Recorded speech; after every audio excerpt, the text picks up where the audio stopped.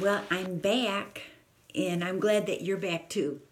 Listen, before I get started in our Adventures in Prayer, today's day 25 called Second Chances, I want to just speak to you just for a minute about these video chats because it's interesting to me. I'm learning, the Lord. I'm learning about prayer. I'm learning even more about my prayer life. I'm learning how to follow God even more in these chats.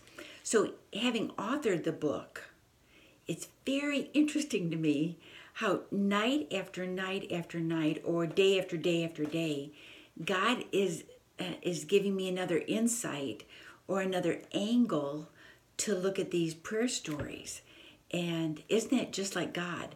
Luke 11:1, Lord, teach me how to pray. And he's continually answering that prayer. And so I started out wanting to do these one a night. But to be honest with you, I really have to wait on God or trust God or not just do one to do one, but to listen and hear what God has to say. So, given that, thanks for coming back, and want to talk to you just for a minute about second chances and tell you what God showed me about tonight. I love the story because more often than I'd like to admit, in my prayer walk with the Lord, I've had to say, Lord, forgive me for not obeying that prompt and praying with that person or speaking to that person or reaching out to that person. Forgive me. Please send someone in my stead. Please don't to the detriment of that person because of my disobedience or my lack of courage or my lack of boldness or my lack of confidence. And this is the story in Second Chances where God gave me a second chance to obey that prompting, and it resulted in my prayer, Lord, I never want that to happen again. But I want to tell you what God says about my chapter tonight for you and I. He's the God of second chances. And we're the one that get the second chance and the third chance and the fourth chance. Jesus never gives up on us. God never turns his back on us. The Holy Spirit never leaves us.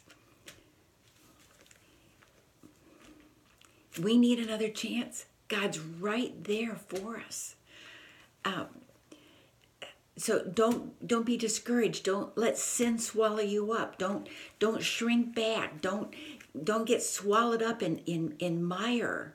Keep looking for that light. Keep reaching out to God. I love that picture of Jesus as the good shepherd, and he's literally reaching down into a cavern with the shepherd's staff and pulling a lamb up out of the pit. And friends, that's you and I.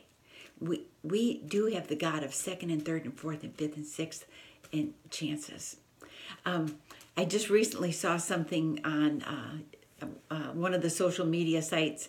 I think it was Facebook. If I find it, I'll link it. But it's Reverend Sammy Rodriguez. I mean, if you've heard him, you love him.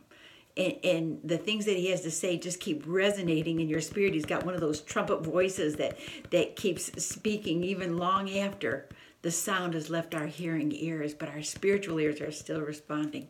Well, that's what happened. I heard him the other day do a little thing on the God of the first time and the second time. He didn't use the word chances, but he said, aren't you glad? Even when you gave up on God, God never gave up on you. God is the God of the first time and the second time and the third time and the fourth time and the fifth time. And God says, I'm not leaving you until I finish what I started in you. Aren't you and I glad? And Sammy Rodriguez says that. How many are here because Jesus never gave up on you? You are not here because you did not. You perfectly held on to God, and you can tell I'm looking over my shoulder because I printed it up. I wanted to quote him exactly. So let me say that to you. How many are here because Jesus never gave up on you? You are not here because you perfectly held on to God. You are here because God perfectly held on to you. Saints, you and I are the second chance and the third chance and the fourth chance, hanging on to God. Prayer is that great connecting. Cry out to God. It doesn't have to be a long prayer. It doesn't have to be laborious. It just needs to be heartfelt. God, help. And God's there. ever forgiving. 70 times 7. I mean, how many times do I have to forgive? 70 times 7. How much more does God forgive us and is waiting for us? For all those prodigal moments, for all those prodigal seasons, for all those times when you have felt disqualified to be in the presence of God, to be seeking God, to rest before God, to call out to Him, God's there waiting, waiting. So you know what? I just sense right now, if we just get quiet a minute and just let the presence of God, let the heartbeat of God,